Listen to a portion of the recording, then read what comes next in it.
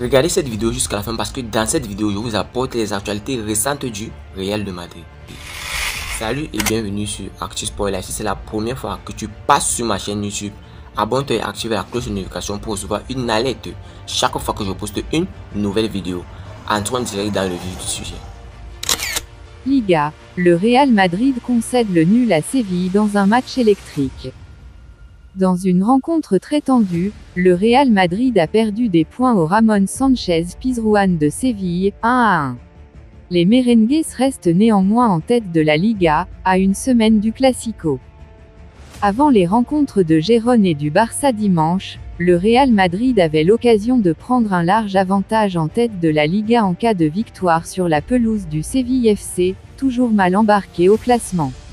Mais au-delà de l'enjeu sportif, ce match signait surtout le retour de Sergio Ramos contre le Real Madrid, qu'il avait quitté en 2021. Côté madrilène, on retrouvait Vinicius Junior, Rodrigo et Bellingham, accompagnés des Français Tchouaméni et Mendy. La rencontre promettait du beau spectacle d'entrée, avec l'ouverture du score de Valverde. Finalement refusé car Bellingham était signalé hors jeu, 4e. Mais après, Séville a su répondre à son adversaire et le Real Madrid a souffert, mais a été sauvé par une tête de Carvajal, à la suite d'une frappe de Rakitic, 23e. Ramos a également été sauveur pour les Andalous, après un retour in extremis sur un corner repris par Alaba, 34e. L'ex-défenseur parisien n'a pas manqué son retour face à son ancien club et s'est pris la tête avec Rudiger. Un match sous haute tension. La seconde période repartait sur les mêmes bases, avec des occasions franches des deux côtés. Rodrigo loupait deux belles occasions de suite, 58e, avant un nouvel arrêt de Kepa devant Ocampos, 71e. Mais finalement, après un débordement d'Acuna, Alaba reprenait le ballon dans son propre but, 1-0, 74e. Une délivrance de courte durée, puisqu'à la suite d'un coup franc excentré de Kroos, Carvajal reprenait d'une tête croisée pour égaliser dans la foulée, 1-1, 78e. Mais au terme d'une fin de match sous haute tension, avec une nouvelle altercation entre Vinicius Junior et Milan, le portier sévillan, les deux formations n'auront pas réussi à se départager. Le Real Madrid reste en tête de la Liga, mais perd des points avant un Classico attendu, qui aura lieu le 28 octobre prochain. De son côté, Séville réalise un bon résultat, mais reste dans la deuxième partie du tableau, avec 3 matchs de suite sans victoire et avant d'affronter Arsenal en Ligue des Champions. Ancelotti, si je dis ce que je pense de l'arbitrage, je vais me faire suspendre.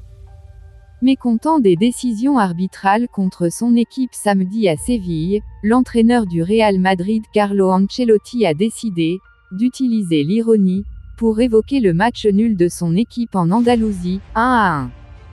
Carlo Ancelotti s'est d'abord adressé aux médias nationaux pour revenir sur le match nul du Real Madrid à Séville samedi, 1-1, et sa réaction a quelque peu surprise, alors que les décisions arbitrales semblaient énerver l'Italien durant la partie. Je l'ai aimé à 100%, l'arbitrage, c'était un match disputé avec beaucoup de duels et je pense qu'il a eu raison dans toutes les situations. Ce n'est pas de l'ironie, je suis très sérieux. À la fin du match, je lui ai demandé pourquoi il m'avait averti. Je ne m'adressais pas à lui, mais à Camavinga. Puis, quelques minutes plus tard, le technicien s'est exprimé plus librement pour la chaîne du club espagnol. L'ironie est la seule façon de faire après ce match. Si je dis ce que je pense de l'arbitrage, je prends plusieurs matchs de suspension. Ce que j'aime le plus, c'est être assis sur le banc du Real Madrid, c'est pourquoi je ne dis pas ce que je pense. Malgré le manque de réussite du Brésilien en attaque, Ancelotti a choisi son homme du match. Pour moi, Rodrigo a été l'un des meilleurs, si ce n'est le meilleur. Enfin, les retrouvailles avec Sergio Ramos se sont bien passées, malgré les quelques frictions observées durant la rencontre entre le défenseur et les joueurs madrilènes. J'étais heureux de le revoir, de le saluer et de lui souhaiter le meilleur pour la suite. Incroyable, le Santiago Bernabéu prend de l'eau suite à une forte tempête.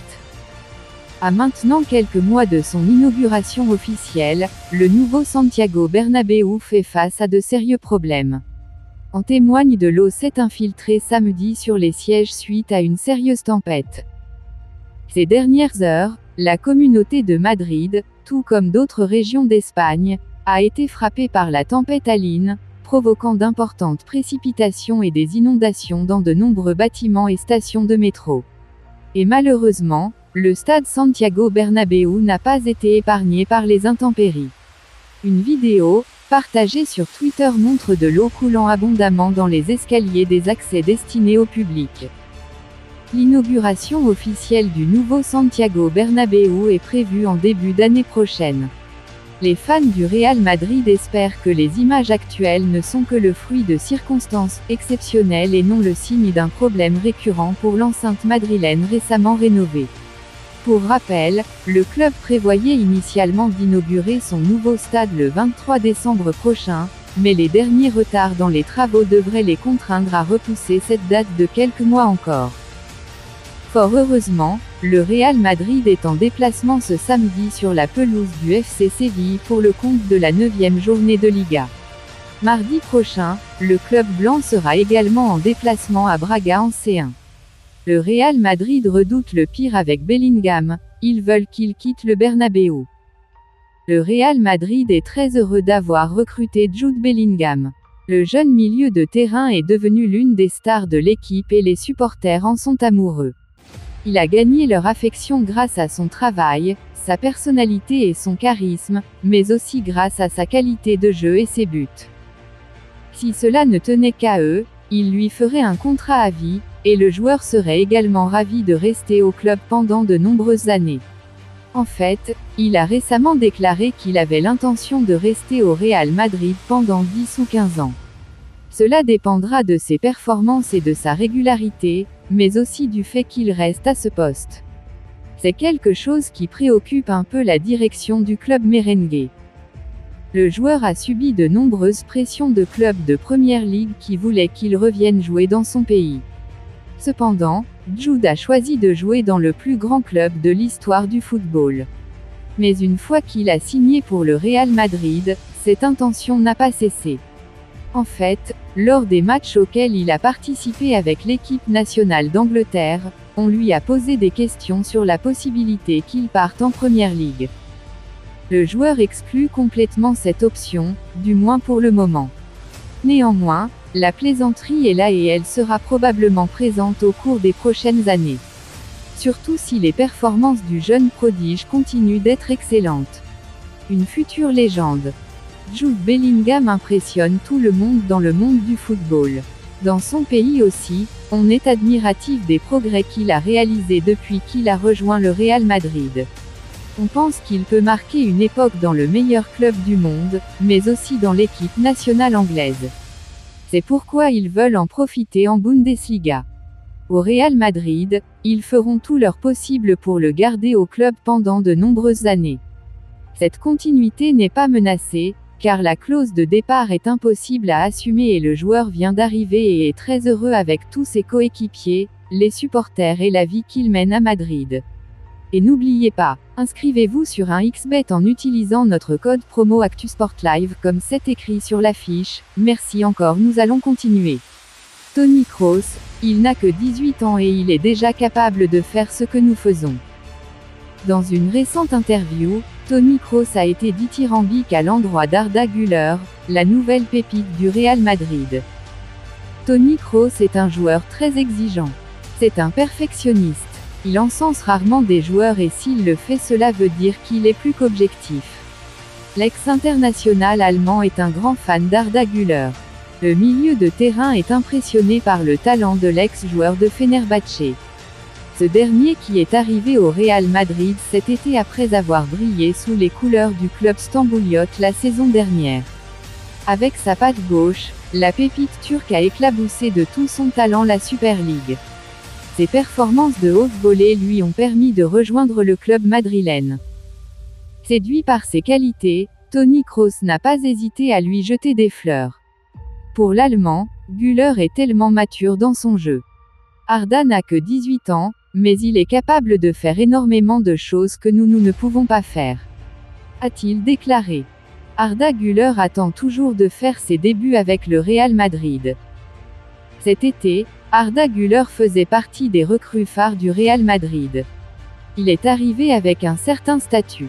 Il est clairement la nouvelle pépite du football turc. Dans le viseur de nombreux clubs dont le FC Barcelone, le joueur de 18 ans a finalement opté pour le club madrilène. Les dirigeants ont déboursé la somme de 20 millions d'euros. Pour le moment, Arda Güler connaît des débuts assez compliqués. Il n'est pas lâché par des blessures. Pendant la pré-saison, il était touché au genou et opéré avec succès. Il a fait son retour à l'entraînement il y a quelques semaines avant de rechuter. Il s'est blessé au niveau de la jambe. Désormais rétabli de sa nouvelle blessure à la jambe, Arda Güler pourrait enfin faire ses grands débuts avec le Real Madrid. La date de son retour à la compétition n'est pas officiellement connue. Mais, c'est imminent. Annoncé comme un joyau, il est très attendu par les supporters madrilènes. Le prix, élevé, d'Alphonso Davies dévoilé. L'arrière-gauche rêvé du Real Madrid n'est plus qu'à 50 millions d'euros, selon des informations en provenance d'Allemagne. Alphonso Davies est lié aux Blancos depuis le début de l'année, et son contrat expirant à l'été 2025, le Real Madrid pense avoir l'occasion de sauter sur l'occasion. Le Bayern Munich était en négociation contractuelle avec Davies, mais ces négociations sont au point mort, comme l'a admis l'agent du joueur.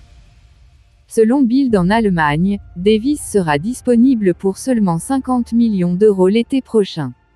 Le Real Madrid est prêt à faire une offre de 40 millions d'euros, mais aucun accord n'a été trouvé. Les Blancos souhaitent remplacer Ferland Mendy depuis un certain temps, et il serait judicieux qu'ils agissent rapidement afin d'obtenir la signature de Davies. Il s'agit d'un montant élevé pour un joueur en fin de contrat, et ce rapport suggère que les négociations de Davies ne se déroulent pas bien pour un nouveau bail en Bavière. Si Davies est disponible pour ce montant, il ne fait aucun doute que les clubs de Première Ligue entreront également dans la course si le Real ne parvient pas à conclure un accord. Les merengues se seraient fixé une limite pour leur grande priorité estivale. Ce n'est plus un secret pour personne, le Real Madrid suit avec grand intérêt Alphonso Davies, 22 ans, il envisage de passer à l'attaque cet été. Récemment, l'agent du latéral canadien avait réagi concernant les rumeurs d'un intérêt du Real Madrid et entretient le flou sur l'avenir de son joueur. Le Real est un grand club, je suis un grand fan. Le Real est un grand nom. Quand on entend des rumeurs sur son protégé, ça rend fier. Il nous reste encore 2 ans de contrat avec le Bayern. Nous allons attendre de voir comment tout va évoluer dans les semaines à venir. Des contacts qui se seraient intensifiés ces derniers temps, après que le recruteur en chef du Real Madrid, Juni Calafat, en a fait sa grande priorité. Le Real Madrid n'ira pas au-dessus de 50 millions d'euros. D'après les dernières informations de Sport Bild, le Real Madrid devrait passer à l'attaque cet été, mais pas à n'importe quel prix. En effet, le club espagnol souhaite s'offrir Davies pour 40 millions d'euros, mais ne dépassera pas les 50 millions, car le contrat du Canadien se termine en 2025. Dites-moi tout vos pensées en commentaire. Dites-moi tout vos pensées en commentaire. Si vous avez suivi cette vidéo jusqu'à la fin, merci. Laissez-moi un like, ça fait plaisir, c'est gratuit. Abonnez-vous et activez la cloche de notification pour recevoir une alerte chaque fois que je poste une nouvelle vidéo. À la Madrid, à la Blancos. Ciao, bye bye pour une prochaine vidéo.